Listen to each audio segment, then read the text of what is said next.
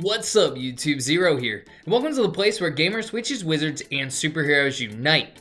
Today, I'm going to be talking about my takeaways from the CDL Kickoff weekend that just happened this past weekend.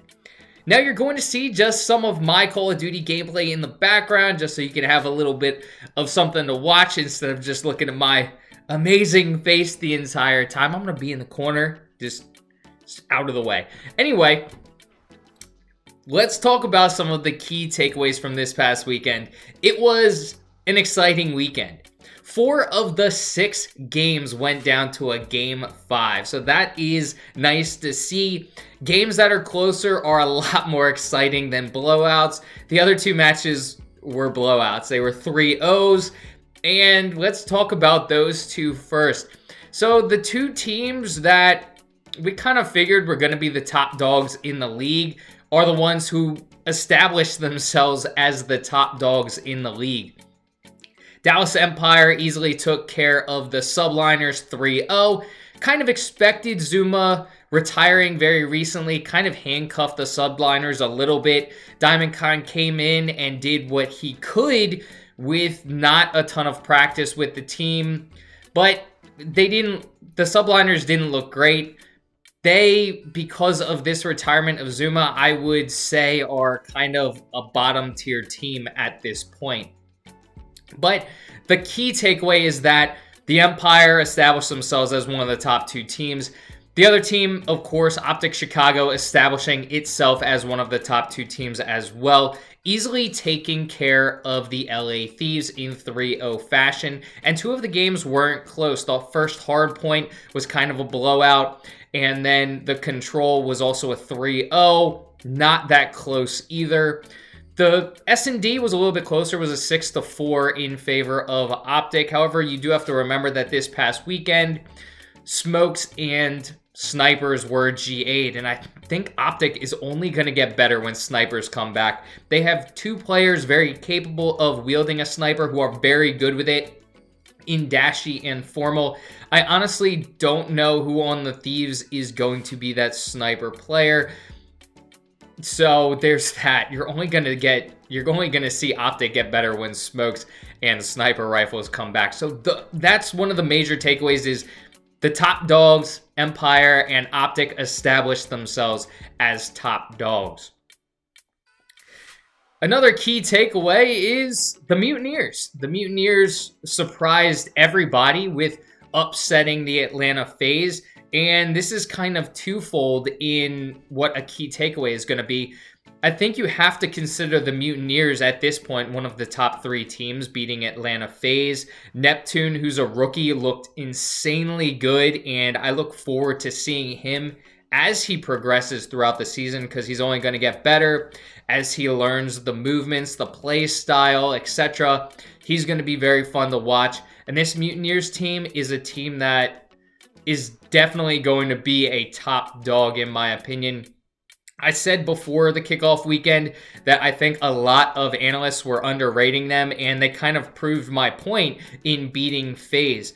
Another thing I said, which is another key takeaway, is that I was kind of afraid of the arrogance showed by FaZe and the players, is that while they are talented, arguably one of the most talented teams in the league on paper, they can get cocky and arrogant, and it can cost them, and it probably cost them the win this past weekend.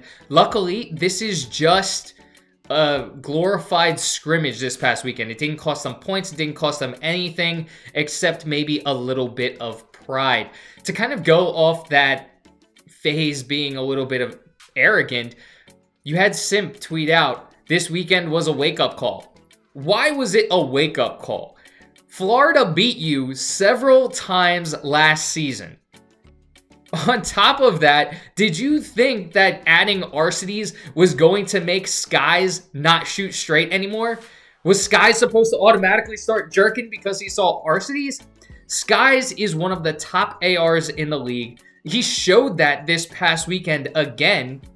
We knew that he's one of the top ARs. He showed it again why he's one of the top ARs. He went on some insane streaks I don't understand why this was a wake-up call. If you were experimenting with a new play style, it wouldn't be a wake-up call. It would just be, okay, we tried something, it didn't work out. But for me, for Simp to say this was a wake-up call, it kind of tells me that they went into this game thinking that Florida was going to roll over and die, and Florida showed up and ended up winning 3-2.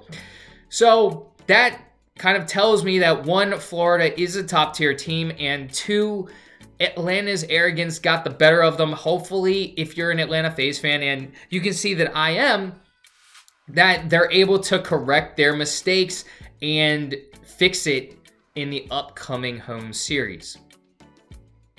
Now, after that, I think one of the other biggest things that we saw is that a lot of the middle tier teams are very close to each other, and it's going to be exciting to watch those teams get better over time. Just because they're middle tier right now, that doesn't mean they're not going to vault up as they start to gel with each other and start to learn more about the game and practice and everything. So a lot of the teams are close. We saw the Rocker barely beat out the Ultra in 3-2 fashion. We saw the Paris Legion barely beat out the Ravens in 3-2 fashion. So that was very nice to see that those two teams were very competitive, and I was a little shocked by how well each of those two teams played. Now we have to get to maybe the biggest shock of the weekend. The LA Thieves. They were vastly overrated going into this kickoff weekend. I hate to say it. I know my LA Thieves fans are going to be a little upset with me saying that, but the series against Optic, it wasn't close. And a lot of analysts, I watched a lot of videos, a lot of people were putting the Thieves as a top 4 team, and that's not the case in my opinion anymore. After seeing what they did, and I kind of questioned as to why we were putting them there in the first place as a top 4 team. And really the only thing I could think of is at the end of last season, they started doing better, but there really wasn't anything to say that they were going to be better than some of the other teams in the league. I just want to talk about that for a second. This LA Thieves team that used to be Optic last season is getting 3 players back who are playing on the team. And even before this went to online, the team wasn't great. They weren't dominating opponents. They weren't winning anything. They won nothing last season. Their highest placement was 2nd. They lost to FaZe in one of the home series to come in 2nd. But if you look at some of the other teams, Toronto Ultra pretty much got their team back. They won a home series last season, and they placed in the championship weekend the same placing as this Thieves team in the 5-6 range. So you have a team that is back. They did win a home series. They did finish in the same spot as the Thieves last season. So I would say that maybe Toronto Ultra should be ahead of the Thieves in the power rankings right now.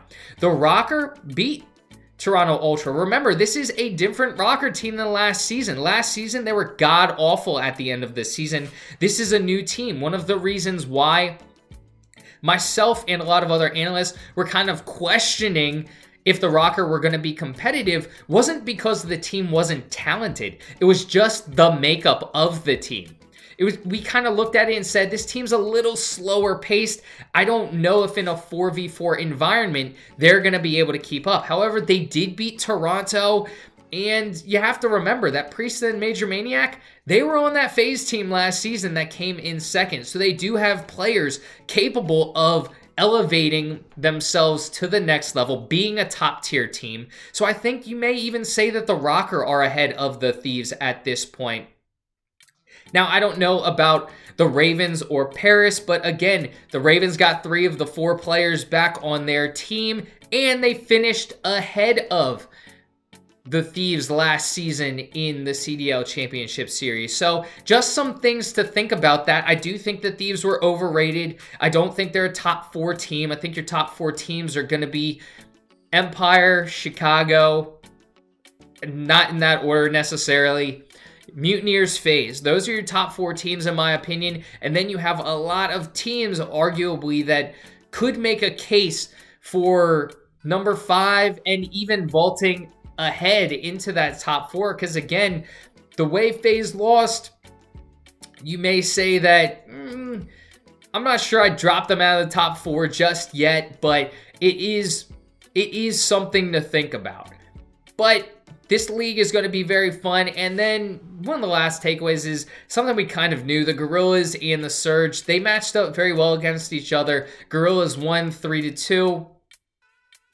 However, just because they had a close matchup, that doesn't mean that these teams are going to be extremely competitive in the league. Again, I said this in a video previously. I saw the Surge play in scrims. They were not good against the better teams. They were getting slaughtered. They even got slaughtered by amateur teams that they were scrimming. I don't know if they were trying new things. Again, I was watching Parasite's stream to see how the Surge were doing as Parasite's team against the not the LA Surge, but the Seattle Surge. And they just didn't look good. Now, maybe that can change as time goes on, but right now it just did not seem as though the Surge is a good team. And because the LA Gorillas played them close, the LA Gorillas don't seem as though they're going to be a good team either. So I kind of pegged those two teams to be the bottom tier teams in the league again this season like they were last season. One final note is that apart from Neptune doing very well, Fire did very well too. And it's going to be a fun Rookie of the Year watch to go on this season. Neptune's going to be good. Fire's going to be good. Diamond Khan, maybe with a little bit more practice. Again, he didn't have a lot of time. He didn't have as much time as the other 2 rookies that I mentioned. Maybe with a little bit of time, he's probably going to be pretty good. And if Hydra can get into the league, get the visa sorted out, from what I've been hearing, he's going to be good. So I look forward to the Rookie of the Year battle. But now that we are close to the end of the video, thank you for tuning in. Let me know what your biggest takeaway was from this past weekend. I had a bunch. Let me know what you think about them in the comments. So, until next time, peace.